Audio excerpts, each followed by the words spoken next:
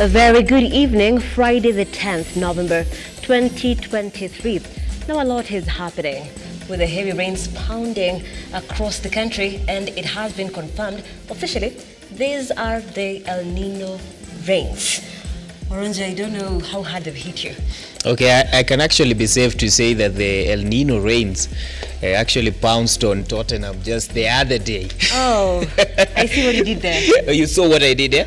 And I've actually meant to want to know, which team do you support? Which English Premier League club do you support? Arsenal.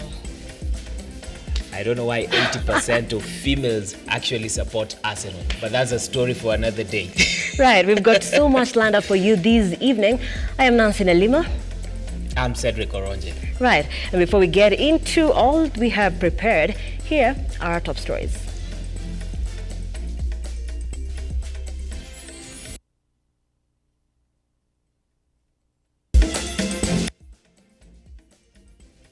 Short rain season 2023, and we do apologize for the lack of communication or miscommunication. We apologize for miscommunication. Kenya Met Director David Gikungu apologizes for the El Nino miscommunication, calling on the country to prepare for the rains as DP Gachagua lays down mitigation measures.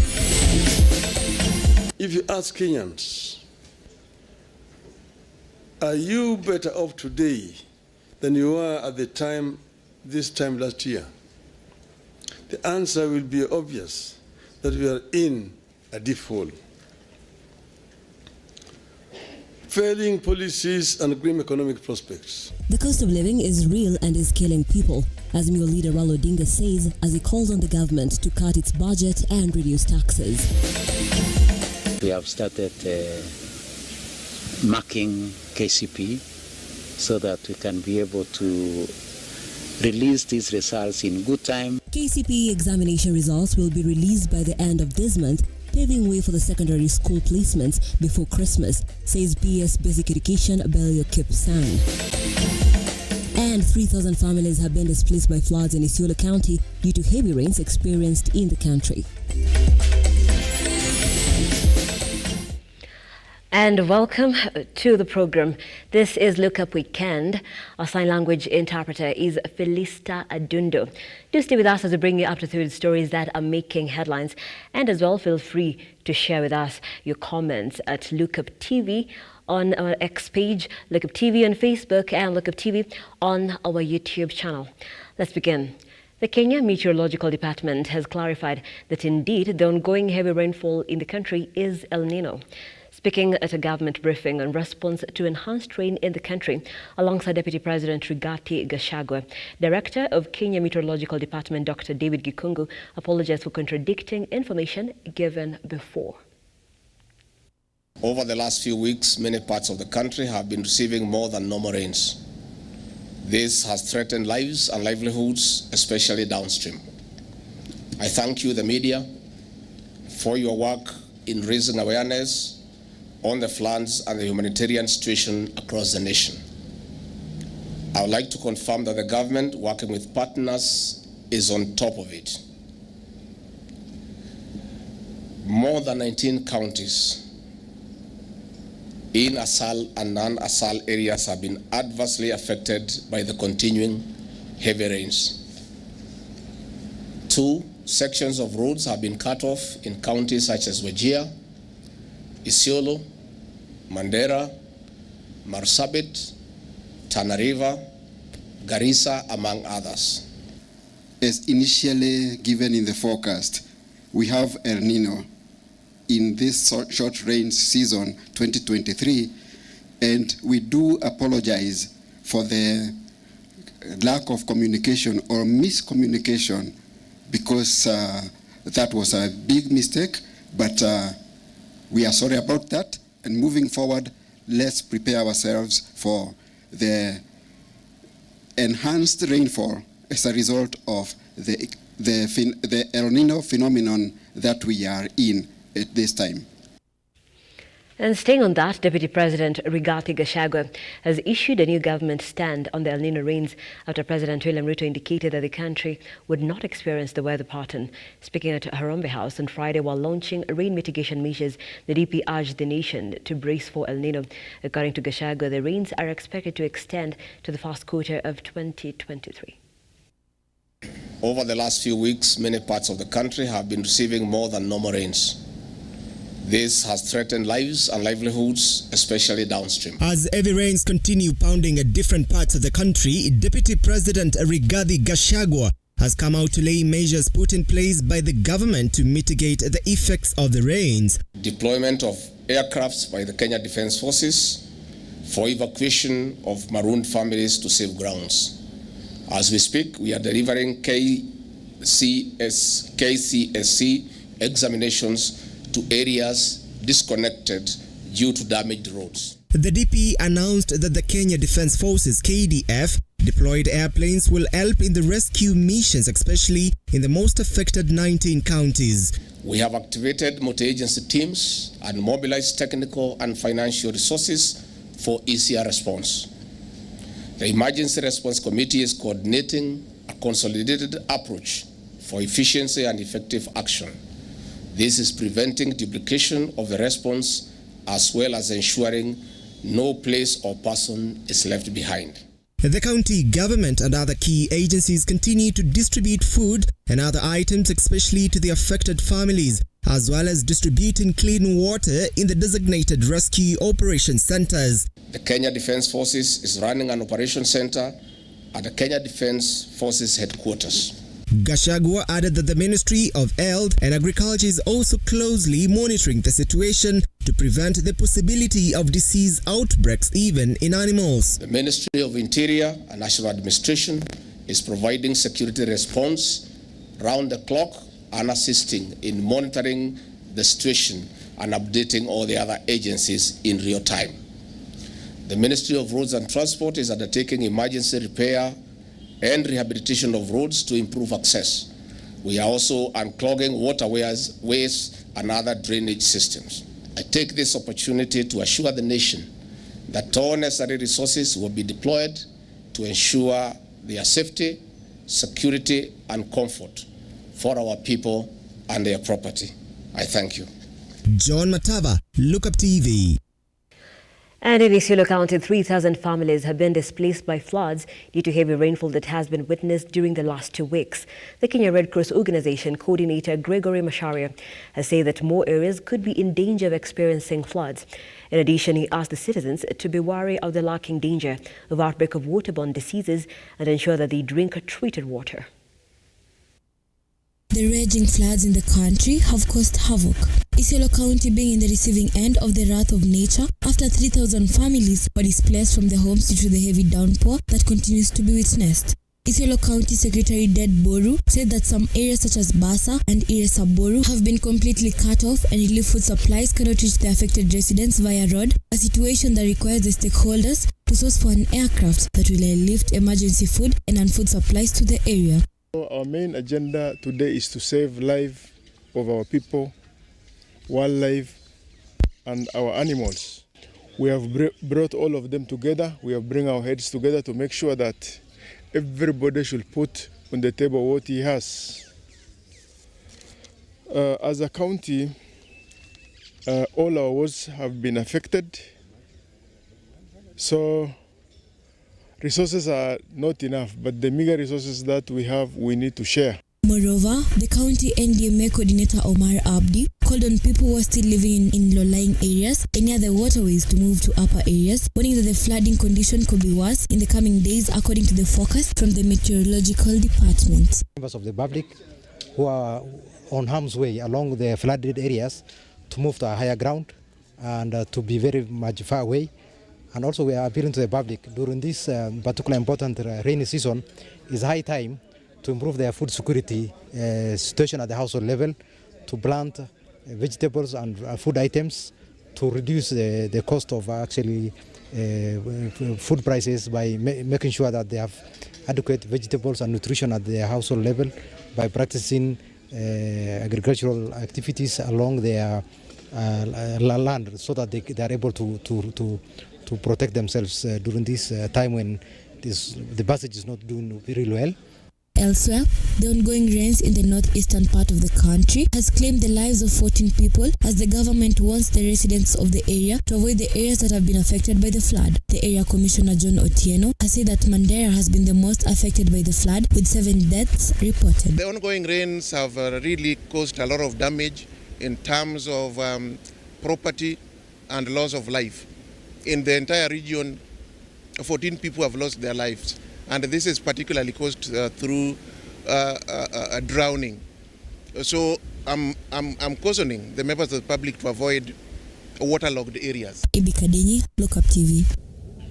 Now switching gears, Azimio leader Raila Odinga has slammed the government over high taxes, saying the government needs to cut on its budget and implement tax reduction in order to alleviate the high cost of living that Kenyans are currently feeling. Brian Moina reports.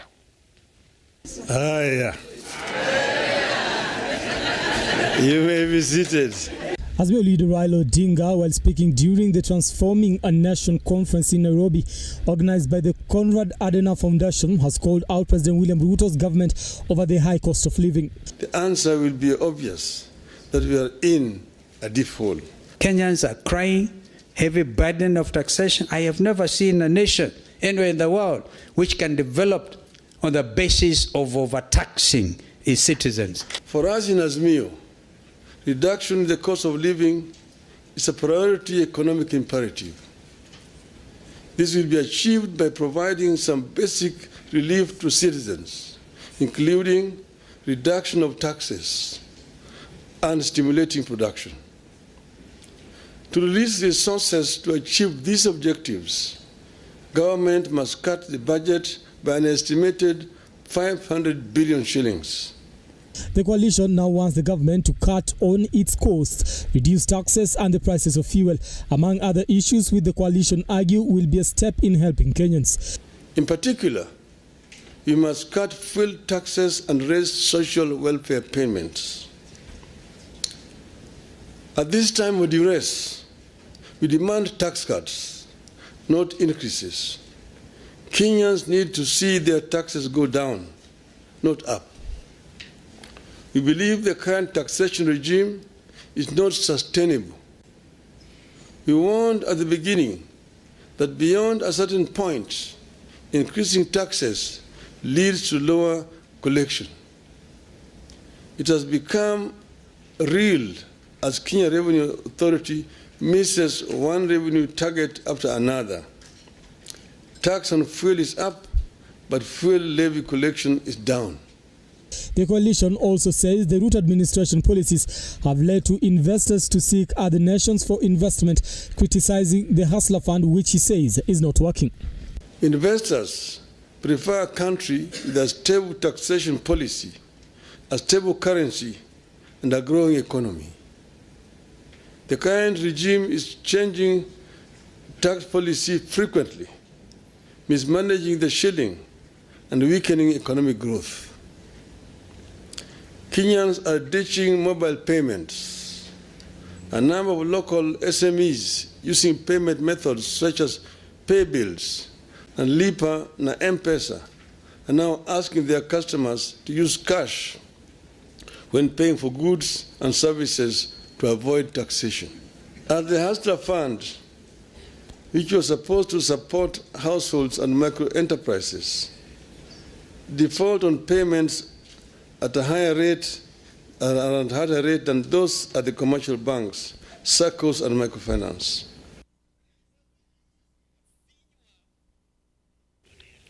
Now, the Kenya Conference of Catholic Bishops has slammed the government over the increasing cost of living in the country.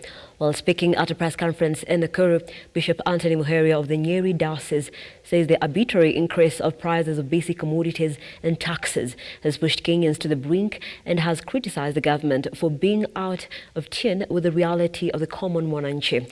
The clerics have warned that if unchecked, the cost of living threatens to tear down the nation's social fabric. Just a day after the president made a State of Nation address, the Kenya Conference of Catholic Bishops met in Nakuru and identified 12 urgent areas that need urgent intervention.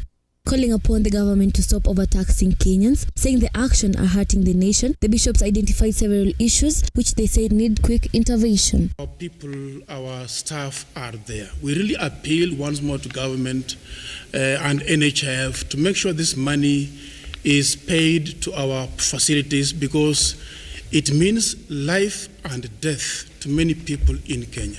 It is as serious that. Martin Kivuva, the chairman Archbishop, the Kenya Conference of Catholic Bishops, said that the issue named above are adding suffering on people already strained by the recent COVID-19 pandemic and drought effects. He further added that the ongoing bipartisan talks will bring about greater progress in political, social stability and common purpose for the good of the nation.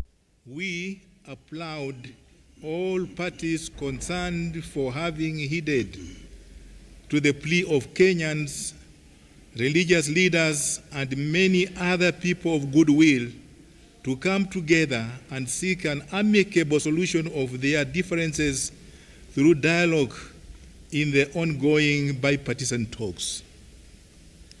This has given our country a lease of life and renewed hope for peaceful coexistence. Moreover, Nyeri Archbishop Anthony Muheria said that there was lack of sensitivity in the way the business persons and individuals were being harassed by the KRA officials in view of collecting more taxes, in which it has affected people's morale and sense of hope in a better future. There seems to be a lack of sensitivity in the way the business persons and individuals are being harassed by the KRA officials in view of collecting more taxes. This has also affected people's morale and sense of hope in a better future. Lookuptv. As KCSE exams continue across the country amid floods that have destroyed roads, PS Roads Joseph Mbuga has said the government is on course to repair roads damaged by floods so that to ease exam transportation and ensure students sit for their papers on time and without any hitches. And as our reporter Gail Aluda now reports, Basic Education PS Bella Kipsang has also announced that the results of KCPE exams will be out by the end of the month.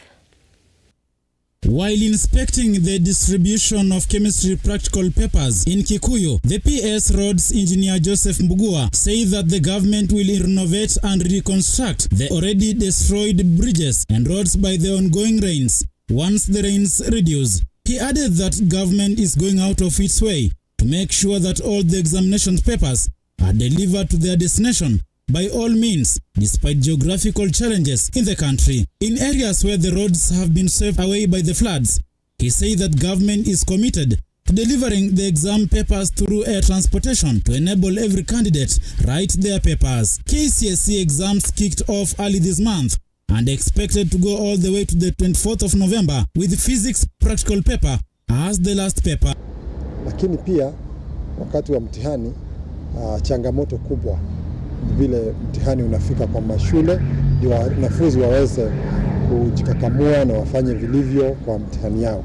Tuko na changamoto kubwa sana wakati huu kwa sehemu zingine ambazo barabara ziko na charge kidogo, lakini kama serikali tunaendelea na kujaribu kuwashikilia kule ambapo madaraja imeharibika, kujaribu kufuata alternatives kule ambapo tunaweza pata diversion, kule ambapo hatuwezi. Serikali yenyewe imepeana hata utumizi wa mandege ndio wanafunzi waendelee na mtihani. According to the PS for Basic Education, Dr. Bella Kipsang, marking of the KCPE had kicked off with the results expected to be out in a couple of weeks, paving way for the secondary school's placement before Christmas festivities.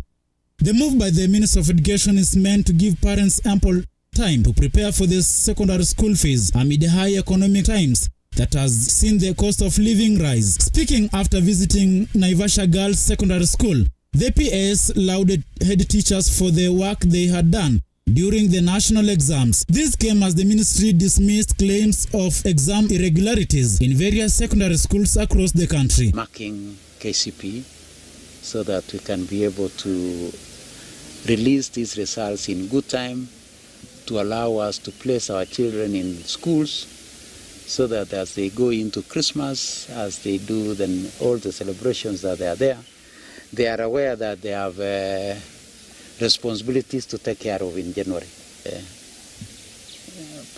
in government, the Ministry of ICT and the Ministry of Interior, they have done a wonderful job.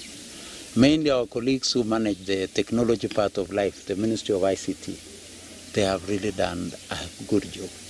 Alu Dagel for Lookuptv.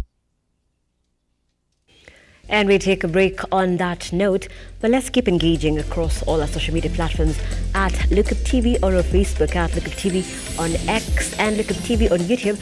I will be sampling some of that feedback at the tail end of this broadcast. Don't go too far.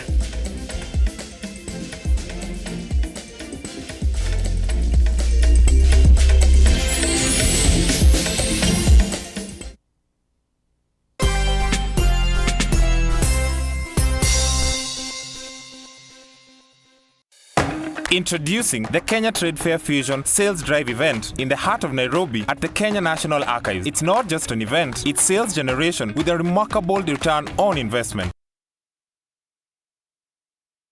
Get ready to let your booth do the talking as you study new market trends with lots of entertainment featuring traditional live bands, DJs and artists. For vendor registration, call 0724 715 334 or 0713 907 584 or 0723 861 173.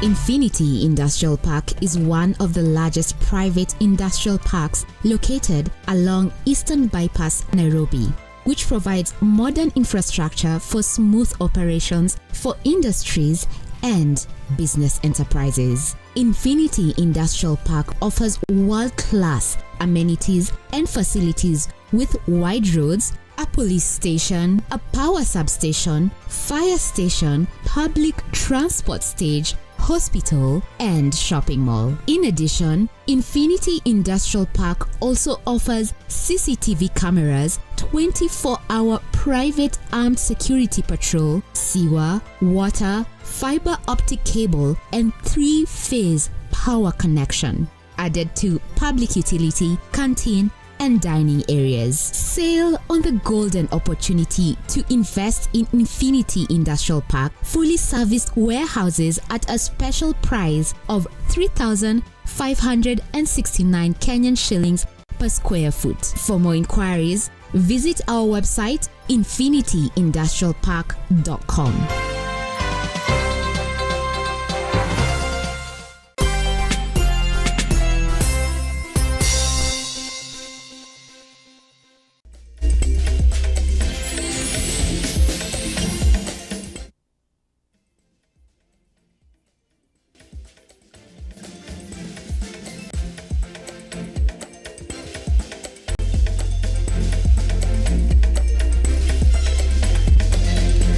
And welcome back. Thank you so much for staying with Lookuptv. This is Lookup Weekend. I'm Nelson Alima, our sign language interpreter Felista Adundo. Let's continue. Residents of Athi River, Mavuko sub-county have been forced to keep night vigil in readiness for any eventuality and to protect their properties after they were given a verbal eviction notice by unknown people. The residents are crying foul over alleged rogue land grabbers out to disinherit them through threats and forceful eviction amid rampant land conflicts in the area, dominated by huge chunks of undeveloped parcels of land. Dejected locals residing in Munyeti Farm Village are now living in fear after a known developer commenced fencing the area, measuring 2,100 acres. According to the locals, rogue land grabbers are taking advantage of the recent East Africa Portland cement land demolitions to kick locals out of their communal land.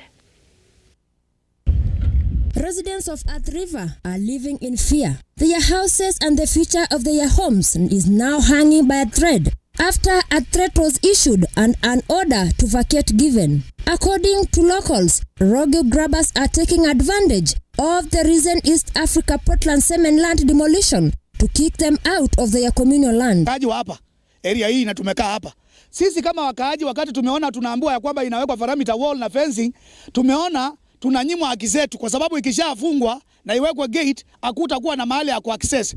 Na nowadays in Mavoko unastakiwa na forceful detainer na trespass. Kwa hivyo kila kitu ni forceful detainer na trespass. So tukaona sasa the law is very clear. You cannot be having a trespass in a disputed land. na hii shamba iko disputed. Kwa hivyo ni walikuwa wanataka kusingira ndio watutafutie makosa ya criminal, ya forceful detainers na trespassers. On Thursday evening, youth protested a move by unknown persons to attempt to forcefully evict them after an excavator was spotted in the area digging trenches in preparation to put a perimeter wall around the said village. The youth were armed with copies of court orders from Mavoko Lands and Environment Court, which issued conservatory order on the said land that status quo remain until the pending dispute is resolved.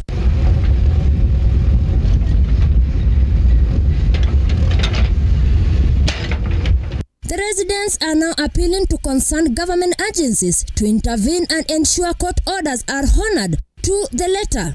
They are also appealing to the Director of Criminal Investigation officers to launch a speedy investigation on land grabbing cartels eyeing the communal land. Tunaomba serikali juu kuna koti na sisi tuko na kesi kotini na wenye wanajaribu kuingia kwa shamba letu.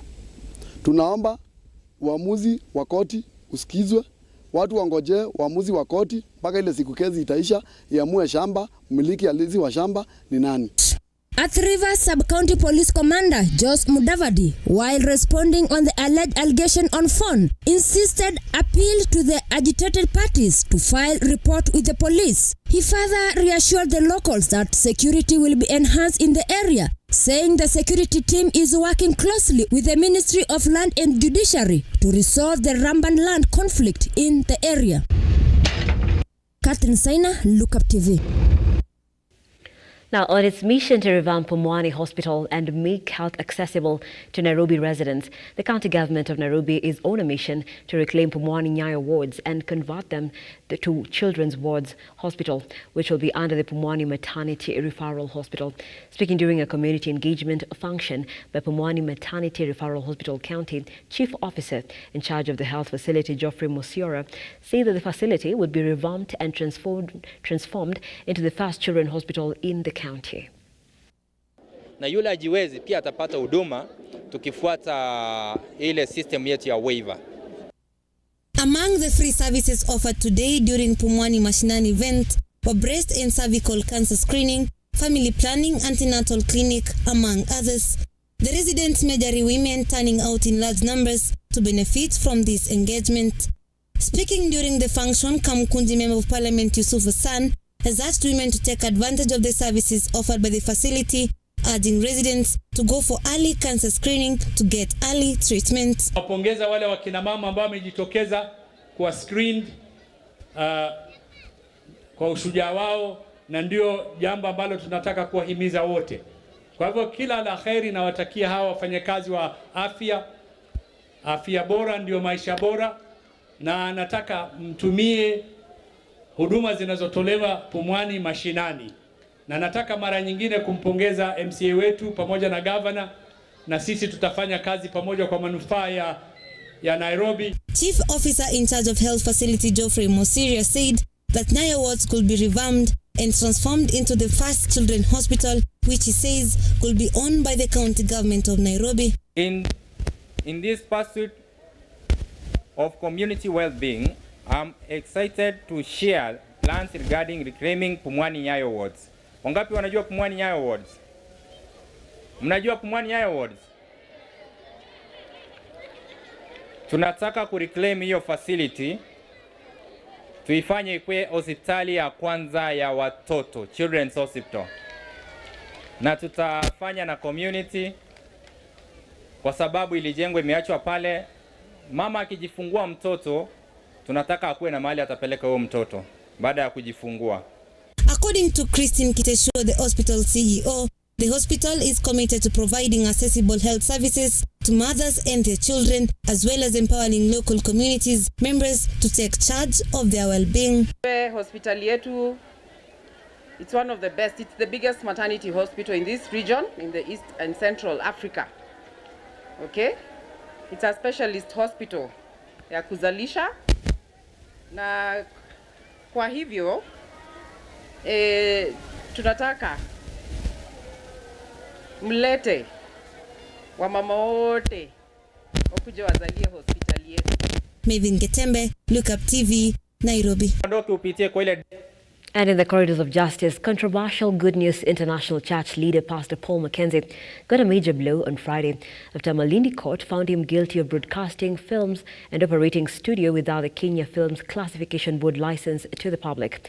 Mackenzie is accused of recording films and broadcasting them through his Times Television without a valid license.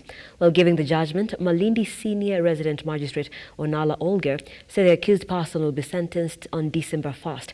Mackenzie, who has been in remand for 208 days since April 15th this year, is accused of the deaths of 429 persons whose bodies were exhumed from the vast Shakahola forest.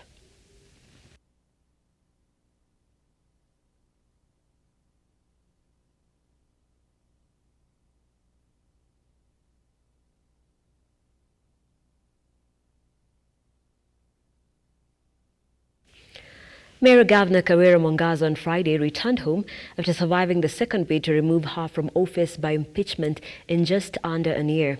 The governor crossed River Cathedral at Meru Town entrance on foot, and a jubilant crowd welcomed her.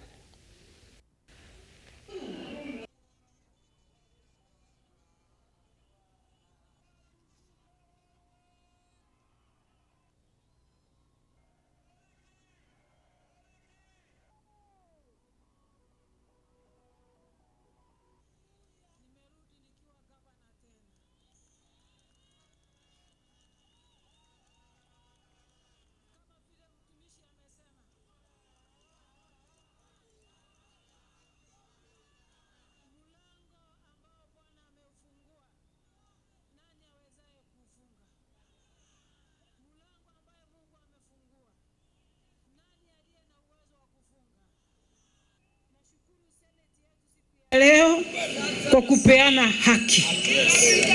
Na mimi kama mama kiongozi, maana Mungu amenipatia wajibu mkubwa na kazi iliyo kubwa mbele yangu ni ya kuhakikisha mtoto wa Meru amefurahia uongozi wetu. Na kama kuna mtu nimekosea hapa kwa hii ofisi, nje ya ofisi, Meru County, nje ya Meru County, naomba msamaha. Na wale wote ambao wamenikosea, wale wote wamefanya moyo wangu ukadhoifika, wale wote ambao wamefanya nikamwaga machozi mbele ya Kenya mzima, nimewasamehe. Mimi sijabeba mtu yoyote, lakini nimesamehe kila mtu. Mimi kama mama kiongozi nataka kusema hivi: tushikane mikono ili tuweze kufanya kazi kwa pamoja. Hata viongozi walio nje ninawakaribisha wote, tufanye kazi kwa pamoja. MCS wetu walio nje ninawakaribisha, mimi bado ni mama wenu, mimi bado ni gavana wenu. Karibuni tufanye kazi kwa pamoja. MPS wetu wote, hata senator wetu, hata CS wetu, na waomba tufanye kazi kwa pamoja. As his triumphant return, President William RUTO has called for enhanced collaboration between Saudi Arabia and Africa in the development and sustainable exploitation of clean energy. The president observed that the region's combined hydrocarbon and green energy resources hold promise for meeting current and future energy demands. We have the combined trade potential. Africa today contributes only 3% of the world's trade. Being small means there is great room for improvement.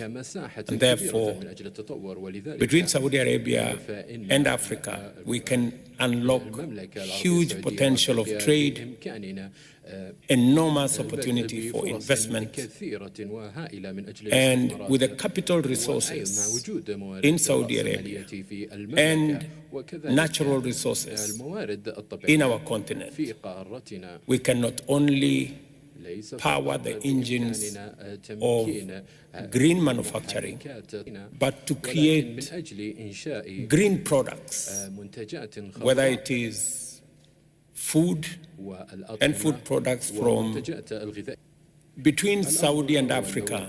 We have the energy of the present and the energy of the future. The energy of the present, Saudi Arabia has tremendous resources of fossil fuels, maybe almost 20%. For the energy, renewable energy of the future, Africa has 40% of wind, solar, hydro, geothermal, renewable energy. Combining the energy resources of Saudi Arabia and Africa gives us the energy that we can use today to power our development.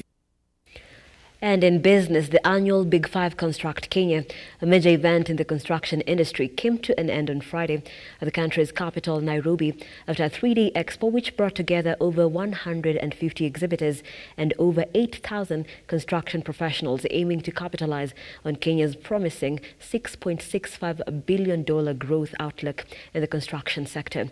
Exhibitors from 25 countries showcased their top products and services covering full construction cycle, demonstrating the global interest and investment in Kenya's mushrooming construction industry. The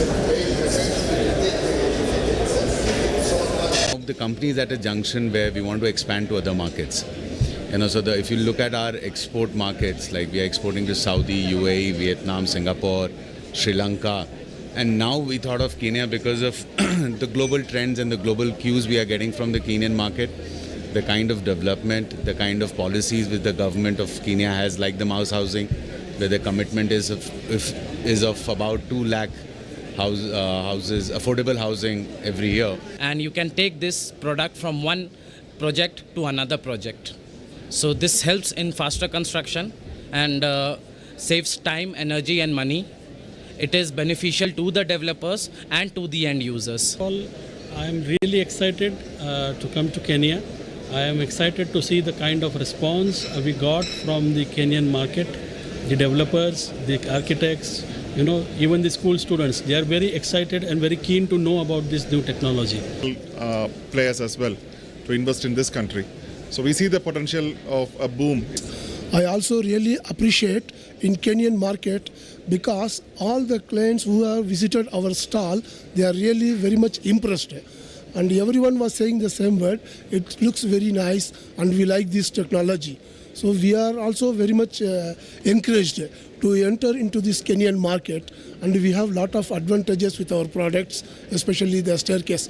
Many people asked many questions and we have also cleared all their doubts, and so they are very, very happy. We are making the construction faster. In let's say in 7 days, your entire floor is ready. So this is what we do. Platform to understand the market. We met a lot of developers here. We met a lot of students, architects, consultants. So everybody is interested because it is a relatively new technology for this country. Many people are not using it yet. It's the most sustainable product. It replaces the wastage of wood. So it's a sustainable product what we are trying to introduce to this country. And we have seen a lot of interest there. And a lot of projects are coming up. We already got a couple of good inquiries also. So, we found this platform to be quite useful. 75 health facilities in Narok County that had not met the laid down criteria for operation have been closed by the Kenya Medical Practitioners and Dentist Council. Speaking to journalists after inspecting 255 facilities in the county, the Deputy Chief Executive Officer, KMPDC, Philip Ole Kamwaro, said 6 other facilities have been partially closed while 6 people have been arrested for operating illegally.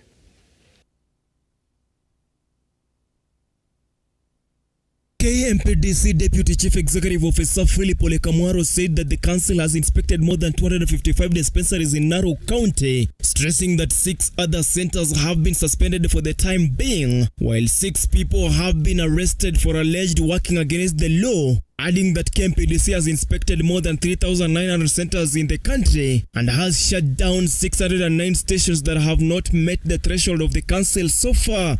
We are able to visit and inspect a total of 255 health facilities in the county, out of which 75 facilities have been closed, 6 have been partially closed.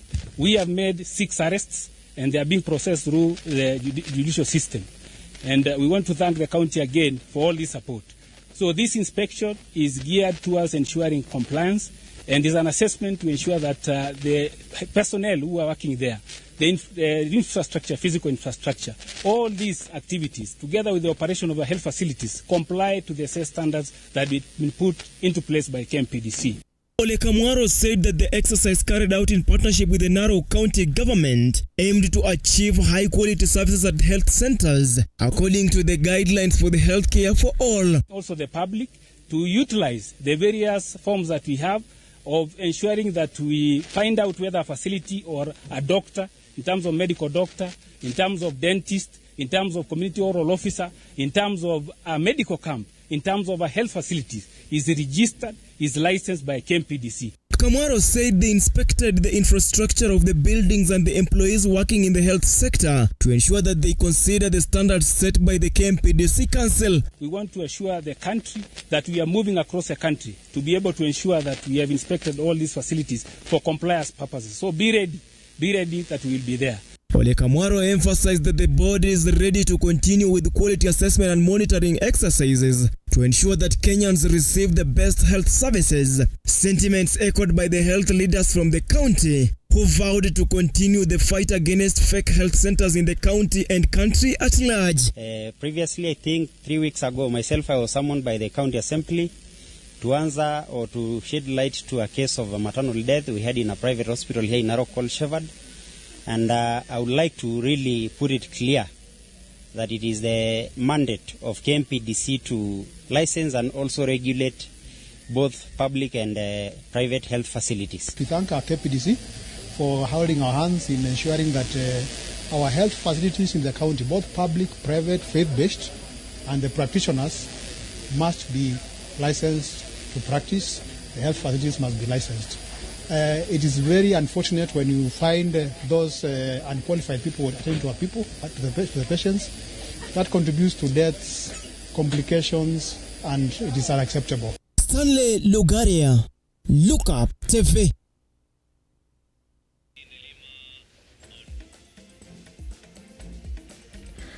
And thank you so much, Stanley Lugaria. That completes this first beat of the broadcast right here on Lookuptv. I will be leaving and ushering in Cedric Oronje, who will be taking us into the sporting world. And as we usher in the weekend, what can we be expecting? I'm Nancy Nalima. Thank you for watching. Goodbye.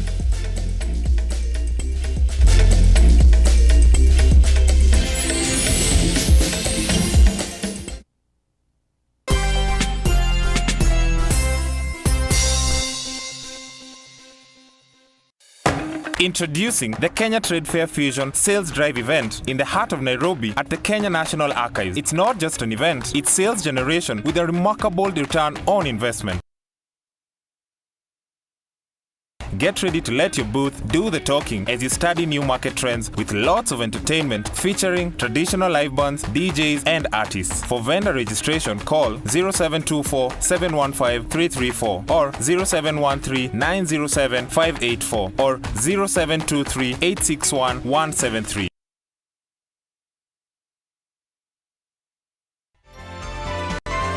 Infinity Industrial Park is one of the largest private industrial parks located along Eastern Bypass, Nairobi, which provides modern infrastructure for smooth operations for industries and business enterprises. Infinity Industrial Park offers world-class amenities and facilities with wide roads, a police station, a power substation, fire station, public transport stage, hospital, and shopping mall. In addition, Infinity Industrial Park also offers CCTV cameras, 24-hour private armed security patrol, sewer, water, fiber optic cable, and 3-phase power connection, added to public utility, canteen, and dining areas. Sail on the golden opportunity to invest in Infinity Industrial Park fully serviced warehouses at a special price of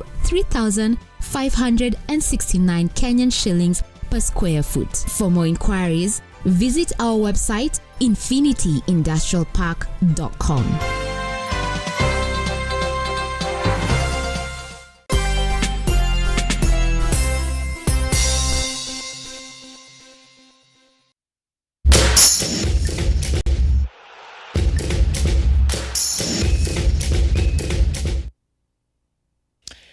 Many thanks for staying with us. The baton has officially been handed over to me by Nelima, and let's now start it off with some Harambee Stars action where coach Engin Firata has unveiled a 28-man provisional squad for the upcoming 2026 FIFA World Cup qualifiers against Gabon and Seychelles. The squad has a blend of local and internationally based players with Orlando City's Nabi Kibuchi, Muranga Seals Eric Balesho and KCB's Hanif Wesonga earning their maiden call-ups. Harambee Stars will first play against Gabon on Thursday in Franceville and then against Seychelles on Monday in Abidjan, Ivory Coast.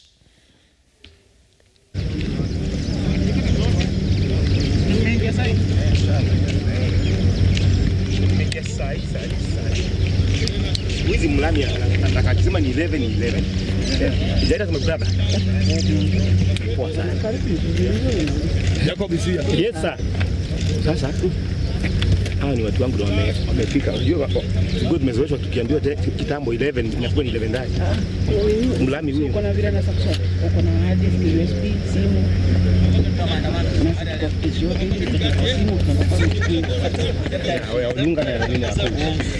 Sean, tuko na nini Jeda zinasaidia nayo? Jeda sina. Uko na kadi? Yes, ni SD. Yes, by yes. Jeda sabadala. Acha nitakusaidia hivi. Uko na laptop? Sawa. Now still on matters football, Kakamega Homeboys hammered Sofapaka, which thrashed Batoto Bamungu Sofapaka 5-0 at Buhungu Stadium. Brian Eshikanda scored 2 goals, securing a win for Sofapaka, who have garnered only 7 points this season and sit at the bottom of the log. Other goals are from Patrick Odhiambo's side have been netted in by Stephen Okumu, winger Ambrose Sifune and Chris Masinza. The win pushed Homeboys to 4th position with the 18 points.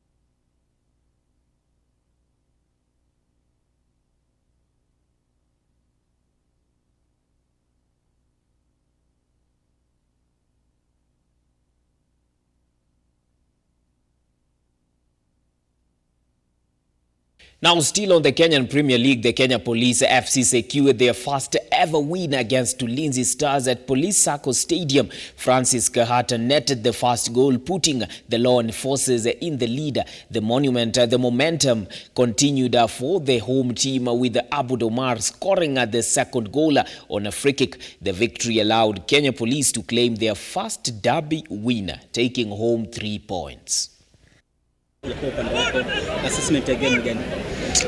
Kwamba tulivyopanga, tulivyokuwa tunajua uwezo wa polisi na labda tajriba ya wachezaji ambao wako nao, ilikuwa kwamba tusiwape nafasi kabisa ya kuweza kujitawala ama kumiliki mpira kwa asilimia kubwa, lakini nafikiri ndio kosa la kwanza ambalo tumefanya. Tumewapa muda sana, na bila shaka wachezaji wana uwezo mkubwa, tukiwapa nafasi wanapiga pasi ambazo zinatuumiza, na ndio mambo ambayo yamejiri leo, na wakaweza kupata nafasi zao mbili wakatumia. Sisi leo safu yetu ushambulizi kidogo iko na butu kidogo, hatuweza kutengeza nafasi nyingi, na zile chache ambazo zimekuja pia hatukuweza kuzitumia. Hard time. We tried our best at that moment. We were lucky we scored. We were not lucky. I think we put lots of effort inside, and I think we had good award because we really put effort inside. Now shifting our gears to the NBA, where Indiana Pacers beat Milwaukee Bucks 126-124 in the NBA new season. The Pacers led by 18 points in the first half before Giannis Antetokounmpo brought the Bucks back into contention. Two-time most valuable player Antetokounmpo also collected 12 rebounds and provided 3 assists.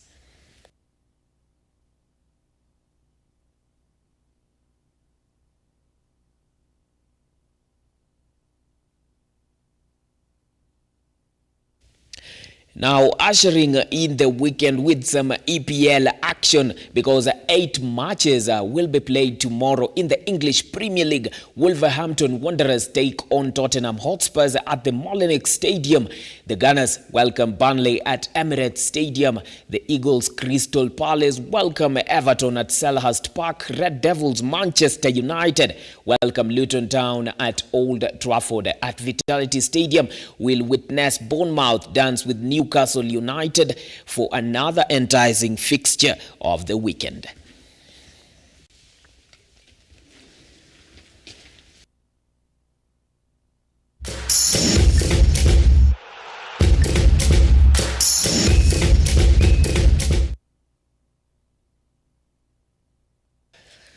Okay, now that has been all from our sporting desk. It's now time for me to hand over the baton to Nelima. Of course, my name is Oronje Kusimba. Thank you so much, Oronje. And there you have it with that sporting action. We've come to a close right here on Look Up Weekend. I don't know if there's more sports that we can be expecting during the weekend. We're expecting lots and lots of sports, including the Elgon Cup, which is happening in Kisumu. That is Kenya against Uganda. Pick a side. Definitely Kenya. Right. But of course, with a new ID or an old ID, new registered we are ID, still Kenyans. we are Kenyans. We don't need passports to go all the way to Kisumu and support our national team. Right.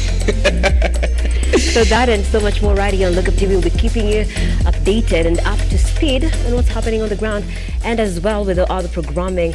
And for any current news, you can keep up with www.lookuptv.co.ke. I'm Nancy Nalima. Our sign language interpreter for tonight has been Felista Adundo. Thank you for watching. Have yourself a pleasant evening and good night. Good night too.